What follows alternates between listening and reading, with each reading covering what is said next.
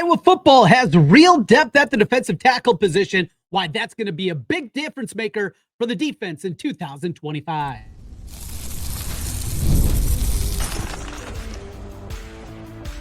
You are Locked On Hawkeyes, your daily podcast on the Iowa Hawkeyes. Part of the Locked On Podcast Network, your team every day. Welcome in. I'm Trent Condon, and this is the Locked On Hawkeyes podcast. Thanks for making Locked On Hawkeyes your first listen every day. I've been covering the Hawkeyes for over 20 years on the radio here in the great state of Iowa. You can hear me currently on the Iowa Sports Radio Network talking the world of sports each weekday from noon to 2, including a lot of Hawkeyes. You can hear me in the Cedar Rapids, Iowa City, the Quad Cities, Sioux City, and our flagship 106.3 KXNO each weekday. Today's episode of Locked On Hawkeyes is brought to you by Monarch Money. Take control of your finances with Monarch Money. Use code LOCKEDONCollege at monarchmoney.com for 50% off your first year. It is the off season. We are getting, though, plenty of availability, which is good news to help out the machine. Feed the beast in the content machine that happens here during the off season. Yes, we don't have any games going on, but we have plenty to talk about, and we will continue to do that today. The first women's basketball media availability was held earlier in the day. We will get into that. We'll also be joined by John Bowenkamp the day before. He was in Iowa City for the men's basketball media availability and talk a lot of Iowa hoops with John Bowenkamp from the Associated Press. Plus, we heard from Iowa football players yesterday and some news and notes from that. In fact, that's where we begin today's conversation. As yesterday, the assembled media was over in Iowa City. Now, unfortunately for me, it was right in the middle of my radio show, so wasn't able to make that one happen. But listening through a bunch of the different interviews that are out there, Tom Caker from Hawkeye Report always doing a great job and being able to at least look through and listen and watch many of these different videos. And a couple of takeaways, starting with Aaron Graves, getting married. So they had some fun with that. But talking about the defensive tackle position, and really that's where I want to begin today's conversation about this football team. And we talked about the step back that they took defensively a year ago. And there are plenty of reasons for it. The safety position was not up to par. Now we have Xavier Wampa moving over to the free safety position. And the anticipation is that's going to lead to a big step forward. Trying to place Cooper DeJean. What happened at cornerback and the disappointment that happened out there as they were trying a bunch of different guys to try to make that happen. You know, there's so many different angles here. But one thing I keep going back to is this defensive line. And when you look at this defensive front, and specifically in the middle of defensive tackle, you lose Y.A. Black. And Y.A. Black in Iowa's scheme is not going to rack up a ton of tackles. Not going to be a guy that's going to have a ton of tackles for loss, but he is going to occupy space and just a monster of a man. I mean, that dude filled in the gaps and allowed Jay Higgins and Nick Jackson behind him to make tackles all over the place. That's what he was able to do.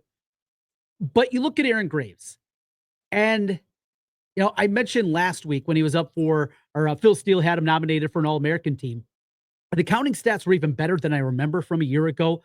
Now it's just about that consistency, being able to give, you know, those kind of performances game in and game out, taking that final step in his final season. Aaron Graves has all the upside you could hope for, and it still feels like he's just scratching the surface of what he still can be at the defensive tackle spot. We got to see Jeremiah Pittman last year, and he was in that reserve role, playing a little bit more. He had surgery this offseason. He's working his way back, but he's a guy you anticipate's going to be a big part.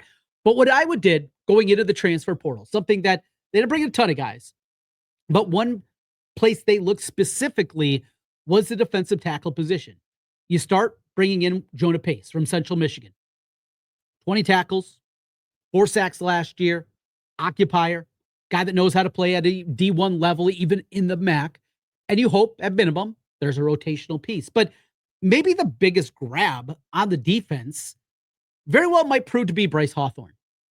So Hawthorne comes in from South Dakota State. And as we've mentioned before, and every day, as you know it, as I brought this up, Hawthorne was looked at as that developmental guy. Now, Pace will be the guy for this year. And then after that, maybe Hawthorne builds into that role. From what they saw early on in him, the expectations have gone up. The expectations for Bryce Hawthorne is he's definitely going to be in the rotation and a little bit more. You got a couple of veterans there also, guys that have been around now in their redshirt junior years, and Hubert and Gaffney, and we'll see if either of those guys are able to add anything more. But on the ends, with Herket and Llewellyn, we saw a little bit of Merriweather. And also remember that big defensive line class that they brought in a year ago. That defensive line class that we talked plenty about, are there any guys out of this group that can make an impact right away? Well, with what they returned a year ago, that was highly unlikely, and we saw that. But a lot of guys with a lot of talent, NFL bloodlines from dad. I mean, there's plenty to be excited about out of that group from the guys that redshirted a season ago. From Joseph Anderson, who a lot of people really like his upside and what he's still going to be.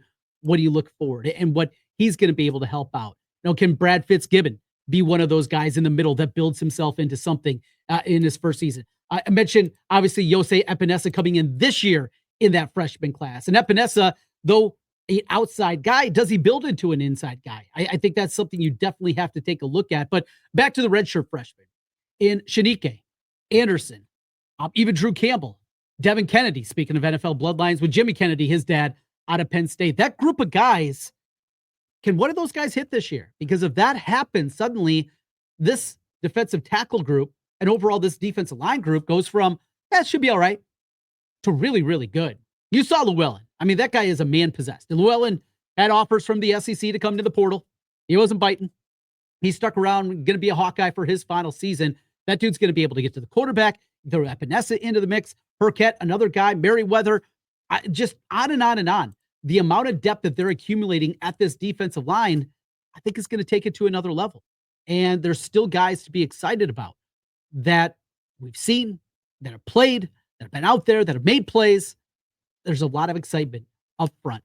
Football's played up front, and Iowa has a chance to be good up there, really good there in 2025. Let's talk some basketball. John Bowenkamp from the Associated Press is going to join us. We'll take a look at Iowa media availability. Hear from Ben McCollum. I'll throw it a little shade, as we mentioned yesterday, against the Cyclones. But we're going to dive in a little bit more to this basketball team. John's been covering hoops for a number of years. Get his thoughts and his perspective on that. Plus, we'll talk a little more football from the Associated Press. He is John Bowenkamp. He joins us next on the Locked On Hawkeyes podcast. Ever wish managing your money felt easier? With Monarch Money, it can. Whether you're growing your savings or planning a big purchase, Monarch puts you in the driver's seat. It's like having your own personal CFO, giving you full visibility and control over your finances. Monarch Money is more than a budgeting app. It's a complete financial command center. You can track all your accounts, investments, and spending all in one place. So in addition to managing your money, you're building wealth.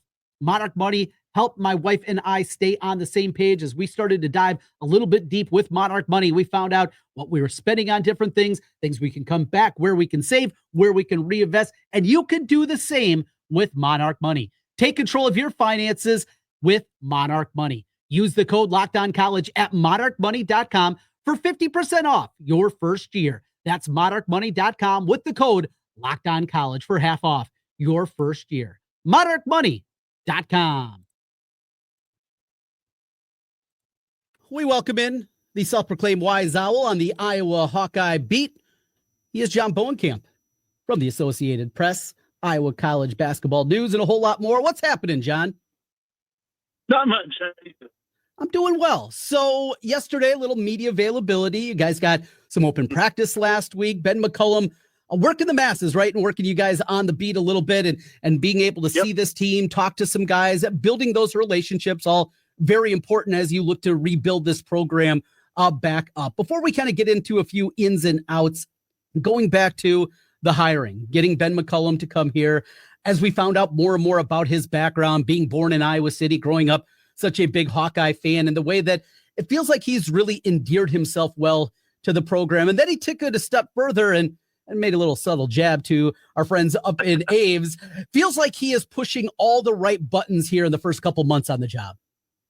Yeah, I mean, we talked about that back when he was hired, and I said, you always want to win the press conference, but you're going to have to win on the court, obviously.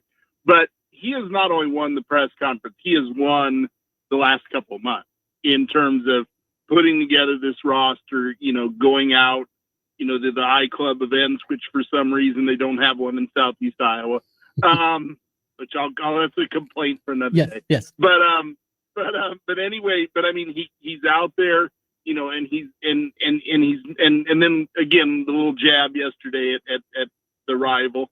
I just have really liked what he has done. And, and I mean, obviously, he had a lot of he had a lot of right buttons the day that he was hired. And he mentioned guys that, you could tell he understood the history of Iowa basketball. It's easy to say BJ Armstrong and, those kind of guys, but when you're bringing up Val Barnes' name and some of those, the history of the program. So I like what he has done. And I've said this before, I like this roster he's put together. In listening to the guys last week and this week, I like what they're saying of how this summer is going. And I mean, so I think where they're at right now is a really good place, as you get later into the summer and get into the fall. You look at this roster and you can definitely see that there's holes that still could be filled. He talked a little bit about that, of searching in the market. I think the part of that quote, though, that maybe opened my eyes a little bit more, he was talking about the international market. We know they've kicked the tires on a few different guys out there. Some other ones that might be out there, as though the portal's pretty well picked over at this point. But he also mentioned reclassifying. Did you take it as him just mentioning different avenues that they can go, or do we read into it that maybe they do have somebody in mind that could reclassify and come a year early? I do think it was probably just, these are all the different avenues available. He mentioned the international players, which, right now, like Illinois is having a problem getting a couple of their players over, I think. So I don't know if right now that's a good way to go, because you may not be able to get them in. But I mean, obviously there's a lot of ways to go to fill this. And I said this back when they were looking to fill the roster. I said, everybody kept talking about the transfer portal. I'm like, there's other places. And, and maybe he didn't mention it yesterday. Maybe they look at a JUCO guy that's still available. And trust me, there are some of those guys out there. And, they may be looking for a certain piece, and they may be looking for some size. Everybody wants size, on their team. So that might be kind of hard to find. But, I mean, obviously they're going to look for maybe that one last piece of this roster, and he'll look anywhere to find it. One guy that you guys didn't get an opportunity to see last week in the open practice was Alvaro Fulgueras, who's over with one of the Spanish national teams. I heard so many good things, and somebody that I talked to that does a lot of scouting out east mentioned that he is going to be a great fit for them. But he's not a typical five. I mean, he might be playing power forward. What we saw from Manoa, and I know you watch a lot of Missouri Valley Conference basketball also, is a guy that played 20 minutes a game last year. It's one thing to do it in the MVC. It'll be a different doing it in the Big Ten. How equipped are they inside with their bigs? I think they're okay. Again, you got to kind of look sometimes around the league and see what everybody else has, and I think where they're at, I think they're in a pretty good place, but I still think they could probably use a little more size. And again, going back to what we were just talking about, maybe that's what they're looking for right now, a true, really big, powerful, inside guy, a big power four or a center. I don't know how many of those are still out there right now, but I mean, obviously they want to look for something like that, but I do think they're in pretty good shape there. And again, they're going to run the ball. They're going to be getting up and down the court. They're going to be shooting threes, that sort of thing. I don't know necessarily if it's an issue right now. We'll find out when Big Ten play starts. But I think right now, I do think they're in pretty good shape right now. You saw Trevin Urach, and that might be a guy that could help out this season. Not for long stretches, but can he give them, 10, 12 minutes a game, something like that? What have you seen out of Urach, the kid from here, West Des Moines Valley? I liked what I saw last week. I mean, I thought he looked equipped to play the game if they, and if they needed him for 15 or 20 minutes. With high school guys, sometimes when they get in there with the older players, and he does have a lot of older players in this team, you can kind of see that age difference. But I didn't really see that last week. I saw a guy that, like you said, can give them 10 to 15 minutes, do a lot of good things. Obviously, he's going to have to get stronger. It is a different game than what he has played in high school. But again, you've got time to do that. And listening to the players talk, they really are hitting the weight room. And so I mean, he'll develop over time, but I do think he's in a really good place right now to start the season, that he can be a key part of this rotation. This group, where's your expectations for them right now? When you look at the squad, the way they're constructed, is it an NCAA tournament team, or is that even too much hope in year number one? No, I think when you look back to, maybe 5-10 years ago, first-year coaches coming in, it's really hard to get to the tournament. Now it's not. And you look at the guys he's brought in. He brought in 6 guys from a team that won 31 games and made it to the tournament, won its conference. These guys know how to win. You added some pieces around them, guys who know how to win. You added some young kids who have come from winning programs. These guys know how to win, and that is a big deal sometimes with college basketball rosters. I don't think it's out of, and I've said this before, I don't think it's out of the realm to think that they can get the NCAA tournament, finish in that top 8 or 9 in the Big Ten. A lot of things will have to go right. There's going to have to be some development. There's going to have to be everybody's going to have to find their role. You don't want to be searching for that, in the end of December and January. But I do think this roster is equipped to get them to the NCAA tournament. How long they last, I don't know. We'll have to kind of see. But I do think this is the team that can get there. Some news coming down, Matt Norlander from CBS Sports had it that the NCAA is increasing the number of regular season games from 31 to 32. Of course, the hope that goes along with it, it'll lead to more high-profile non-conference games coming. Anything that you read into this, an extra game? Let's hope it's not Mississippi Valley State and it's a matchup against Mississippi. I think that's going to be kind of the hope of doing that. But this is a revenue grab. This is, like he said, this is power conference teams wanting to get another home game, whether it's against, another power conference team or another cupcake. That's going to depend on the coach. But I do think that it is a big deal for this, because I do think just getting one more game. And one of the things they brought up is playing a non-conference game during the conference schedule. Illinois did that last year, and I think they're doing it again this year. A lot of times, that kind of went away. I mean, I remember back in the 80s and 90s, Iowa played Duke, yep. And so I think maybe that's kind of what they're wanting this to be, is to play another power conference team in January and February if you've got an open date. Makes sense. So I think that's what they're wanting to do with it. Let's hope that is the case. Now, from the good news, an extra game, we're not going to argue about that. Extra games in the NCAA tournament and expanding this thing out to 72 or 76. John, do you read it at a point? This is going to happen. Kicking and screaming all we want. This is going to happen either 72 or 76. I'm afraid it's going to happen because I think they want that Tuesday and Wednesday TV windows. I think they want an all-day thing there. But, they keep talking. It was so funny to listen to them talk about when they were trying to explain this.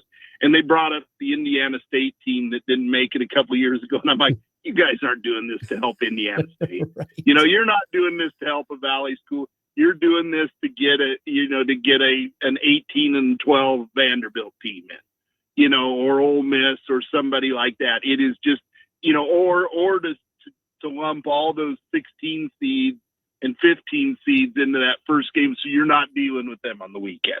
The OVC champion and the Summit League champion, and making them play an extra game. That's where I think this is going with this. I don't think it's, out of the goodness of their heart to help those mid-major teams that are really good.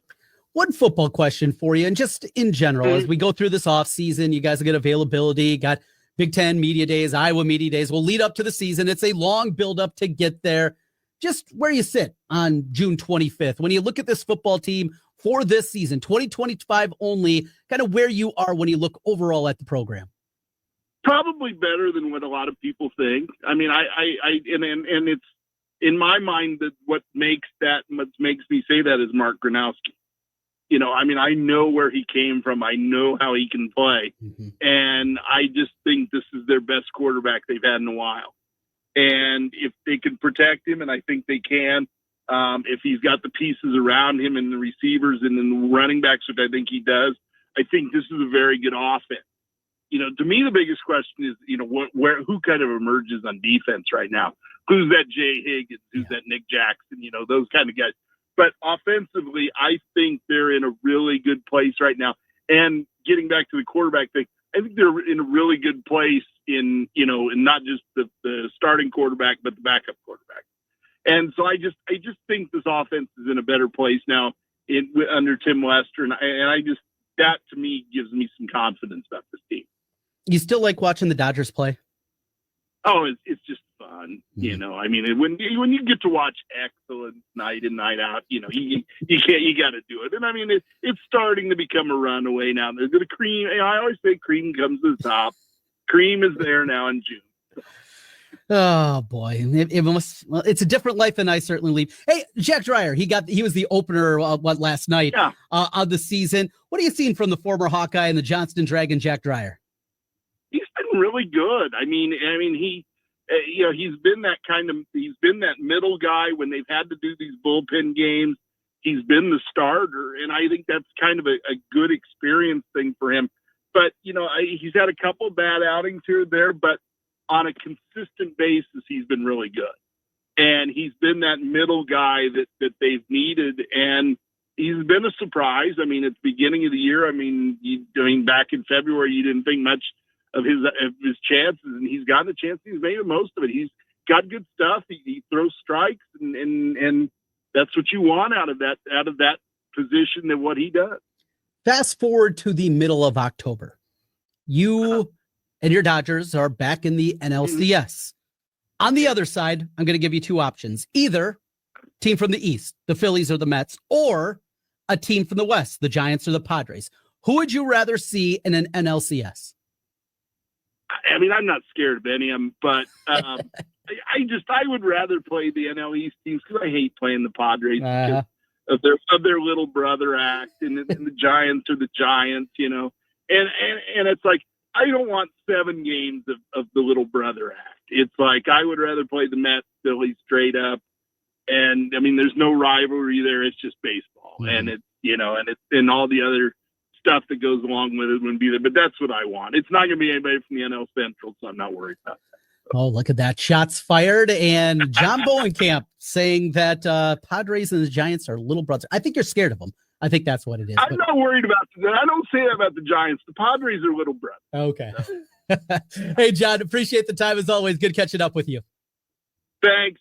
Have a good one. See you too. John Bowenkamp from the Associated Press checking in with us. IowaCollegeHoops.com and the AP is where you can find John's work. Always appreciate the time from John Bowenkamp. A lot of Iowa basketball, a little football in there. One thing we haven't talked a ton about here recently is the Iowa women's basketball team. They did some work in the portal, bring in Addie Deal. What's this team going to look like? We got our first look. We'll talk about that next. Little women's hoops talk when we come back on the Locked On Hawkeyes podcast.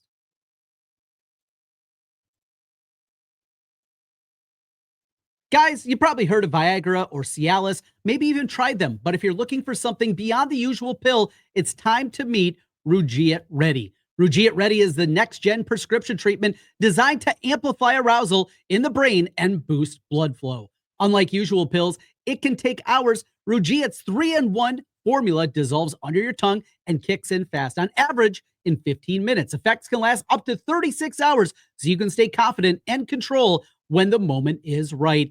If traditional options haven't worked for you, Rugiet might be the answer. Over 150,000 men have already made the switch. You can even read real customer reviews on their site. It's helping a lot of people feel more confident and present in the moment.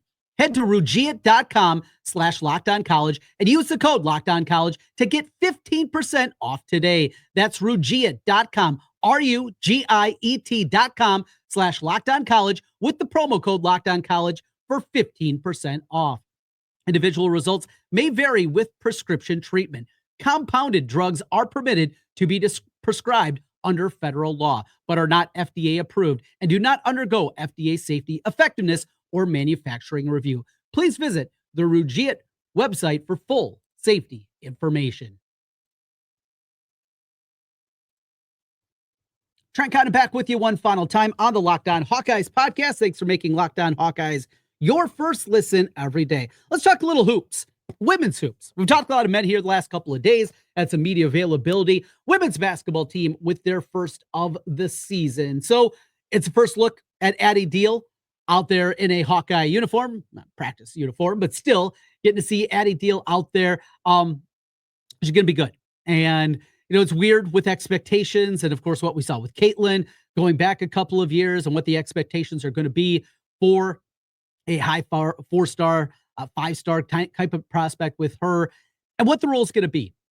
Are they going to hand the keys over with Chit Chat Wright coming in Is it going to be Chit Chat and her in the backcourt together? How that's going to look. How do you incorporate Feuerbach and the ascension that we saw from Kylie Feuerbach coming back for her fifth year of eligibility, defensive stopper. But then we also saw some glimpses of her offensively late in the season. Taylor McCabe, we know what an incredible shooter that she's going to be. And really probably the biggest burning question right now is a player that we didn't get to see, and that was Hannah Stuelke, because Hannah Stuelke is with Team USA right now. And what is she going to be at that power forward position? They tried it at the beginning of the year last year. It just didn't work, didn't click for her. She is now doing that. One thing that was out there from the press conference, though, is the coaches got a call from the Michigan State coach that is a part of the coaching staff out there with Team USA. I mentioned to Jan Jensen that Hannah's playing very well. She's doing it at the 4. That's necessary. Look, if I was going to hit the level, or they can come back and maybe be, a top 15 type of team, a Sweet 16 type of team. And we saw that gap was still there a year ago between those elite level teams in Iowa. But in order to get back to that level, you need to clip. Like Addie Deal has got to be able to hit the ground running. And Chit Chat Wright needs to be able to be the point guard that's not turning it over for them. And Stremlo and Mulaney need to see sophomore step forward from them. Emily Rodriguez, as advertised out of the transfer portal. I mean, there's still a lot of questions with this team, but because of what we saw from Ava Hyden, what the expectations are for Layla Hayes, both of the centers for this season. If Hannah Stuelke can be not just play power forward, but be an effective power forward, guard multiple positions, rebound at a high level, but then play inside and out, stretch the floor, put her on the post, beat players down the floor, do the things that Hannah Stuelke's always been able to do, but diversify that offensive skill set even more, that's when we're talking about this team taking a next step. Should be fun. We got some more coming up for you on that front in the coming weeks. One more episode for you this week, then I am on vacation, but don't worry, we have you covered. Your team every day on the Locked On Network. I will have a couple of shows for you next week, even as we will be out of the country, as I will bring you crossover editions. Going to talk with Spencer McLaughlin from Locked On Ducks. We'll talk Oregon, Iowa, November matchup, and just some football topics overall with Spencer. Also, we'll do the same with Jacob Goins from Locked On Hoosiers as we look forward to that late September matchup against Indiana.